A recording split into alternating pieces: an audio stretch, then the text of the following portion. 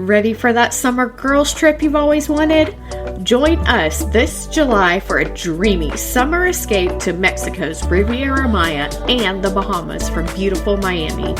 5 nights on Virgin Voyage's Resilient Lady in a sea terrace room with balcony and hammock. This cruise is adults only and designed for the perfect escape. Spend the day in the spa, lounge by the pool, or dance the night away with friends. Don't let another summer go by without an epic vacation. For more information, visit travelbuggirls.com and click the Girls Trip tab. That's travelbuggirls.com.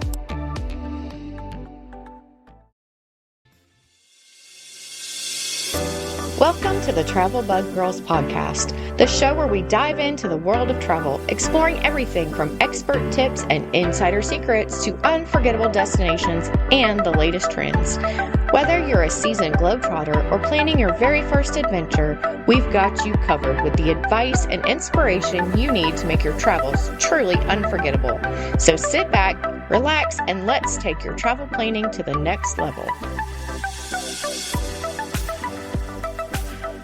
Hello, everybody, and welcome back to the Travel Bug Girls podcast. Thank you for joining us today. I'm your host, Kimmy, and I'm here with Heather, Cassie, and Kara. And today we are going to be talking about jet-setting juniors, making travel with little ones easier. So we're going to come at you guys with all of our tips and tricks for traveling with the littles.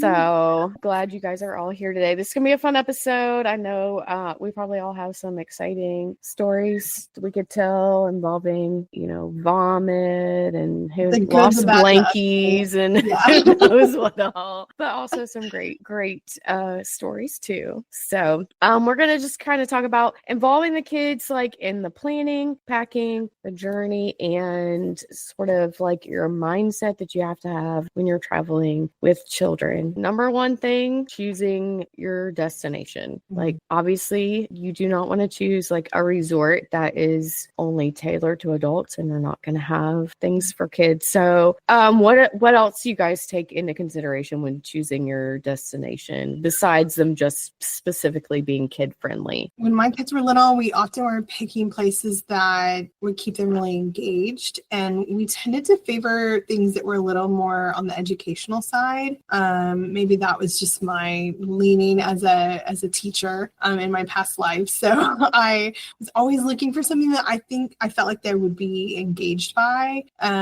So historic sites and science museums and things like that, interactive museums tended to be top of our list. So cities that had those kinds of activities would really rank high for us. I know when my kids were younger, especially they weren't fabulous travelers. So like distance, travel time, and like if we were going to have to fly or be in a car, like those are definitely things you have to take into consideration, because some kids just aren't good travelers. They just aren't good car riders. And is it worth 8 hours of screaming in the car to go to, whatever destination, so that's something to consider too. Right.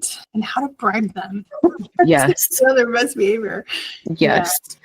Also, like involving the kids, especially like ours now that they're older, I try to kind of involve them in I'm not saying they necessarily are going to get their pick of where we're going to go, but I like to at least get their input on, kind of what they're thinking, what they think would be a cool place to go to or whatever. I think that's especially important once you hit like middle school age, like middle school and high schoolers. Like we all as humans go through some phase, some longer than others, where we are difficult. And I would say it's usually solidly in the middle school years, but, boys and girls of a certain age can be really difficult, and they just, don't want to participate, and they don't want to go, and they don't want to, and it can be the most incredible thing. Hey, we're all going to Mexico on a beach vacation, and they're like, I don't want to go to Mexico. My friends are going to basketball camp or whatever, something, you know what I mean? Like it doesn't even have to make sense to the rest of the planet because it makes sense to them. And that's just a recipe for disaster. semester. So if you can't get their buy-in, that's so hard. It's really hard. I think as they get older too, their interests change. I have a 4-year-old and a 10-year-old, and they're both boys. And the 10-year-old is super into history.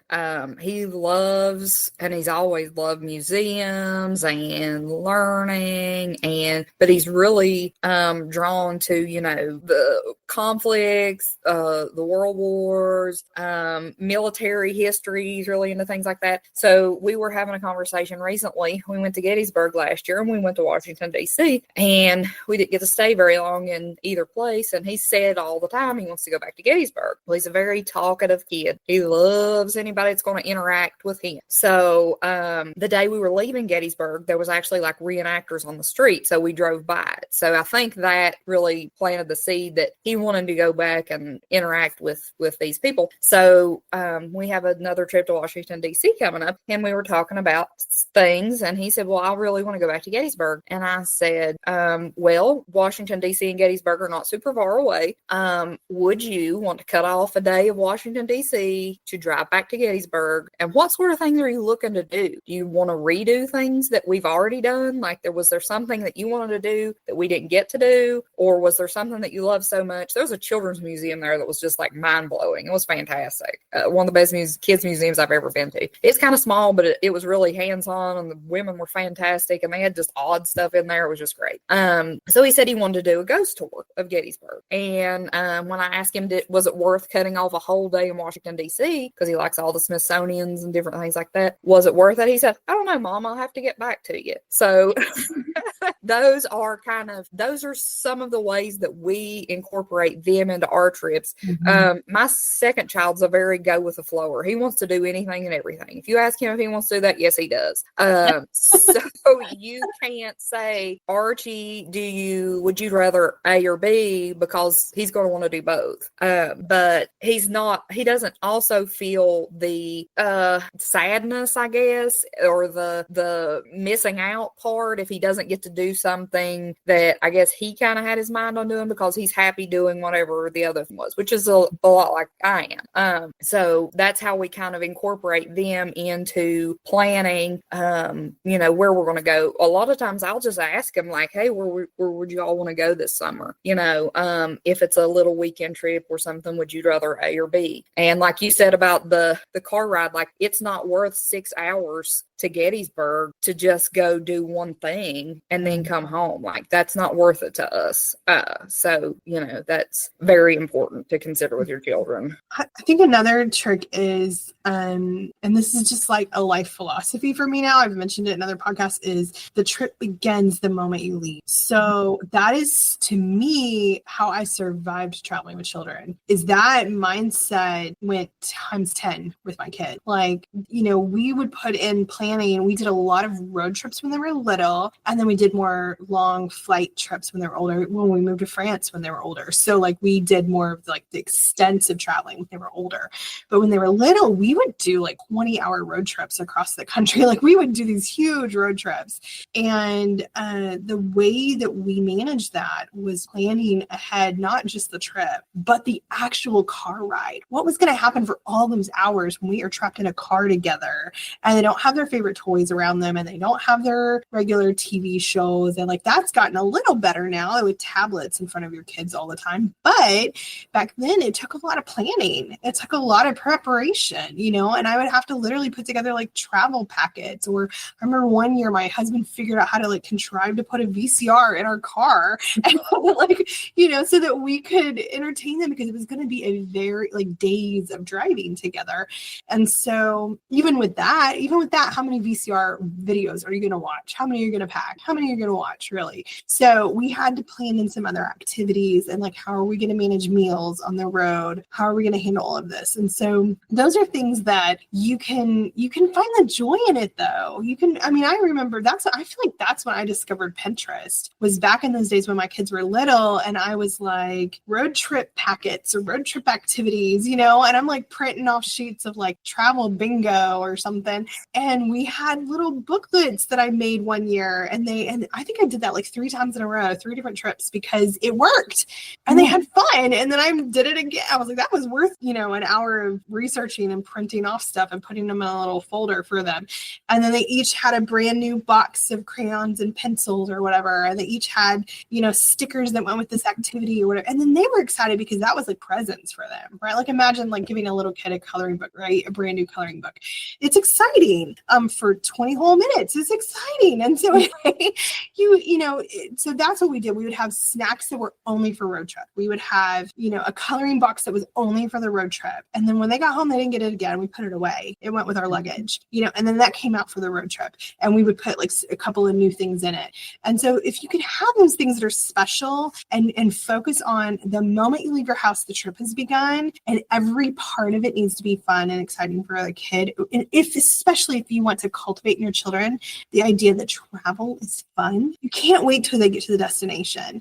For them, like that is an eternity for a small child. So you have to understand that from the time you leave your house, that needs to be special and exciting and interesting, and that is more likely to bring you peace and comfort as well. So it's an investment that's worth it for your sanity too. But it's also instilling in them this idea that like travel is fun, adventure, exciting, and I get new things and I get to see new things and do new things. And it really pays off in the long run to think of it that way. I used to go to Dollar Tree, and there was a point in our lives where we were doing like a 6-hour trip once a month. We were having to travel because my husband at the time was working away from home. And so I would go to the Dollar Tree and buy packs of stuff that I could break up. And then like every hour or hour and a half, I would give them, here's one thing out of the, and so I'd like sprinkle it in all along the trip to kind of make it fun. I know Cassie has talked about her little destination themed pack for when she travels. So yeah, never underestimate something new. I know everybody doesn't like the thought of that, but if $1.25 saves me an hour and a half, all day long, take my money. Yes. So if we're going to Disney, their backpacks for the plane are Disney themed.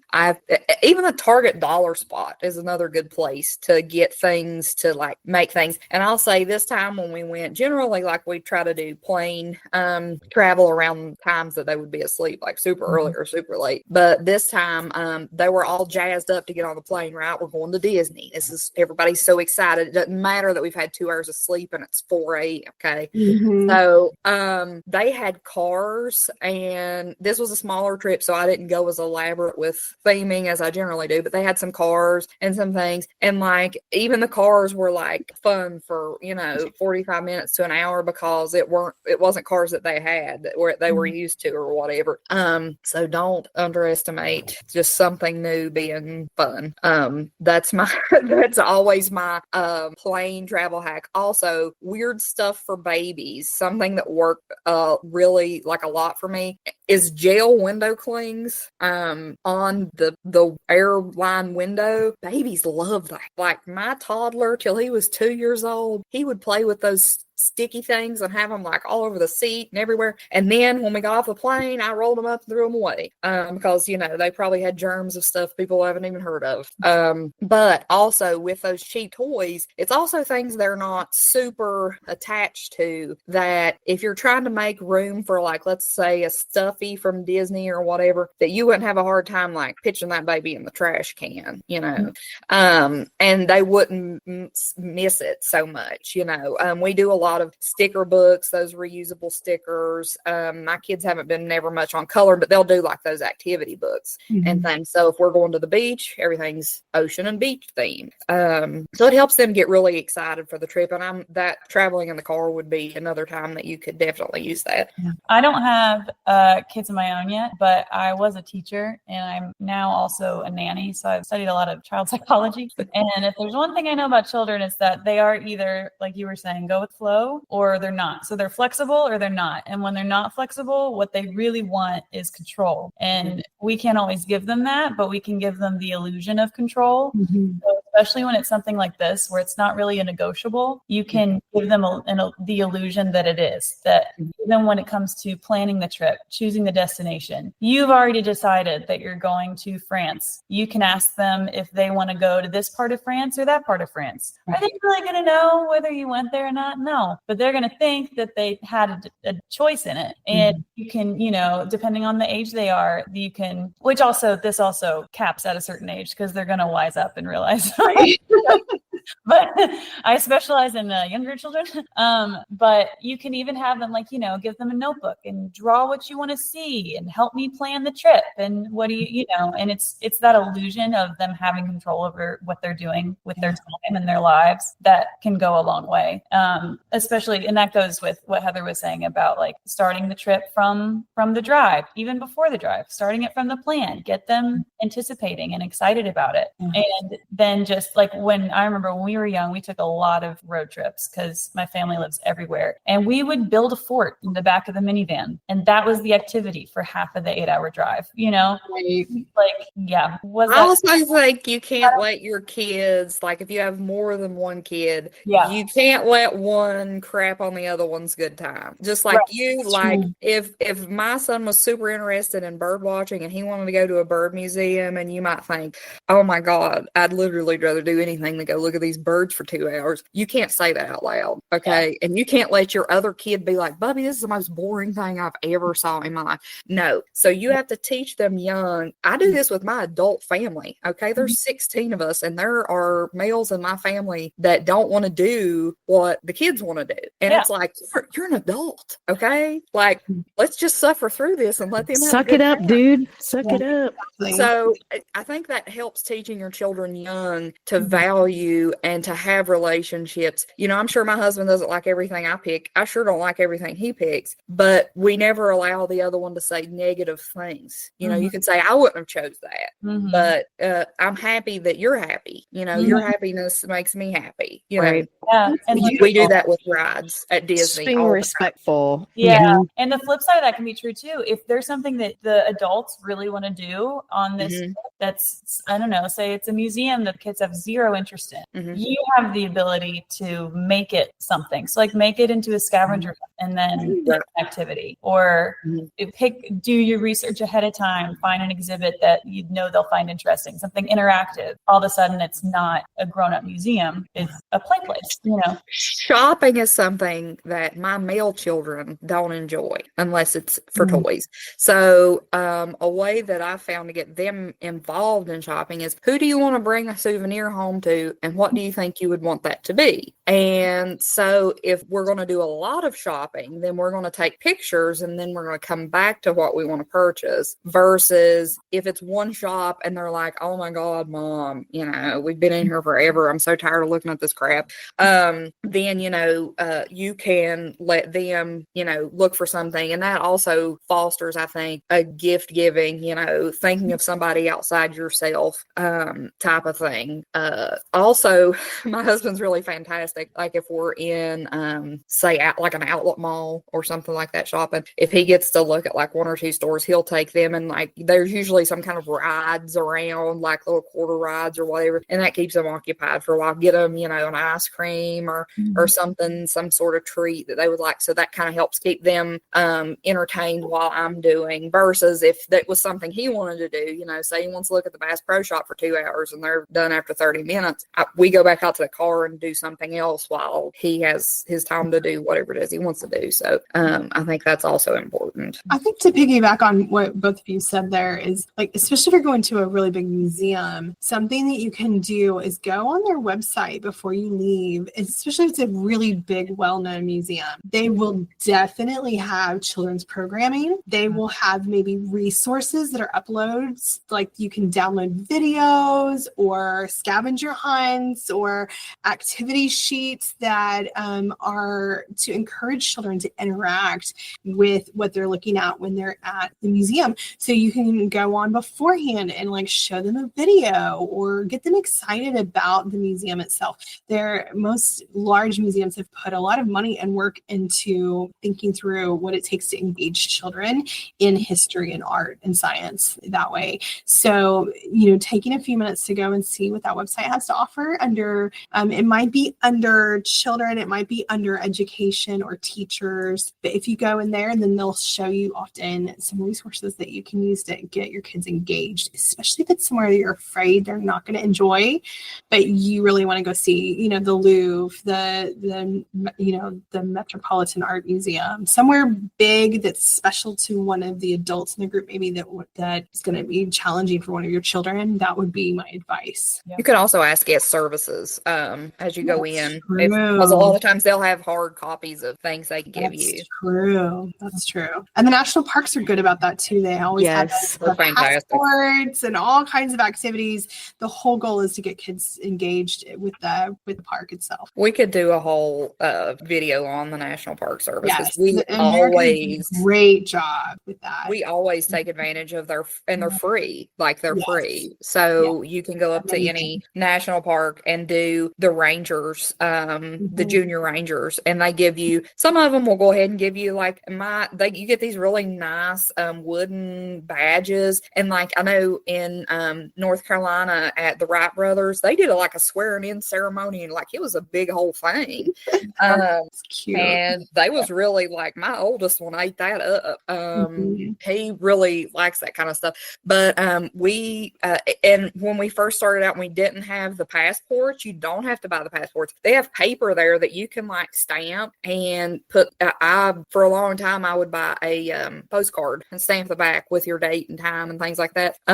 Speaking of that, that's something I do for my children when we go somewhere. It's I buy them a postcard and I put the dates and where we were, and usually something funny about each one of them, like something they liked or something funny that happened. Then I buy me a postcard and I put something real on it. Like, listen, Archie cried this whole trip. Okay. Axel was sick. We didn't get to go to the San Diego Zoo. We went to the San Diego Zoo Safari Park and I looked pandas all day and there was none to be seen. So, in case I get older and I forget, it's always nice. I love that. I love that. That's so funny. You're amazing. Related, this is not a travel, it kind of is a travel tip, but related to the museum thing, I don't know if y'all know this, but like a lot of museums and also like science centers have a reciprocity program. So if you buy a membership at like say that museum, then it gets you into all the other museums that are in that network, either for free or like very low price. And same for like the science museums. So, and zoos also have it. So like one summer we did like the summer of zoos and we got a membership to one of the zoos nearby us. And then we went to like 3 other, because we have a lot of zoos within like 3-hour radius of here.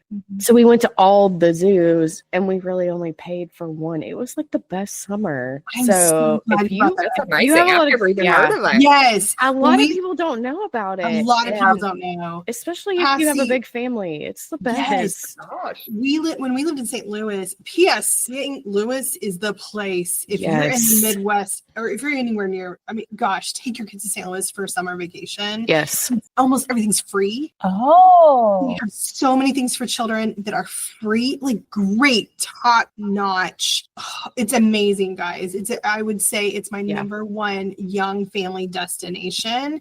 Especially if you're on a budget one summer and you are like, but I'm not missing my family vacation.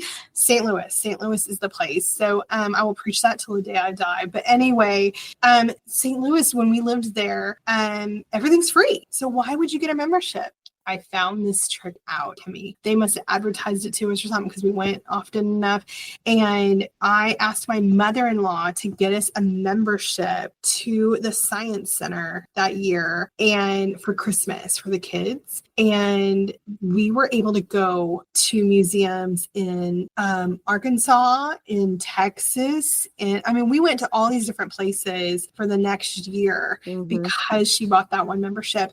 And it was such a hit that for like the next 5 years, she was buying a membership to something every year. So she would be trying to figure out like, what else can we get? That's because we had discovered this trick. It's such a great idea. You're right. And so some museums are worth it for that membership. And because we bought that membership to our local museum, it gave us access to special events, all kinds of extra things that we hadn't done before because it was like things that cost a little extra money or for members members only. And so we got to go to all these special activities. And when my son had a birthday party at the Science Museum one year, and it was just so great. And all of that happened because we discovered that trick. So if you live in a city that has like a big, fabulous children's museum or science museum or art museum or something, go and see if they're part of a system. It's worth it. Join us next week for the second half of our episode on Jet Setting Juniors, making travel with little ones easier. Thank you for tuning in to this week's episode of the Travel Bug Girls podcast. Be sure to subscribe to get our new episodes every week. We'd love to connect with you on social media. Share your answer to this week's podcast question with us at facebook.com/travelbuggirls. You can find us on your favorite social media by using @TravelBugGirls. Want to join our VIP group? You'll find us on Facebook groups under TBG Travel Bugs. Learn more about the Travel Bug Girls and what we do on our website at travelbuggirls.com. Until next time, keep exploring, keep dreaming, and safe travels.